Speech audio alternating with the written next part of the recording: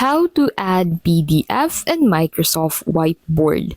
In this video, I will show you how to add a PDF in Microsoft Whiteboard. So to get started, go ahead and open the Microsoft Whiteboard application into your device. So adding a PDF is only possible if you have the app on your device. So go ahead and head over into that whiteboard where you want to add or insert the PDF to. So simply click on that specific whiteboard and this will load and you'll get redirected to your canvas. So on your canvas, simply click on more options at the bottom of your screen and then from here select my device. So that will take you on your local drive. From here, head over into that specific file, click on open and then select the pages that you want to add to your whiteboard.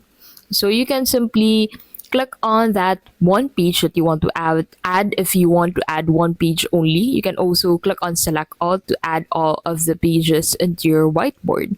So go ahead and place that specific page where you want to place it. For example, I want to place it here.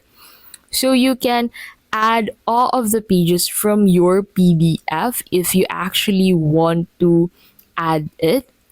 You can also add specific pages from your PDF to your whiteboard. And that is how you can basically add PDF in Microsoft Whiteboard.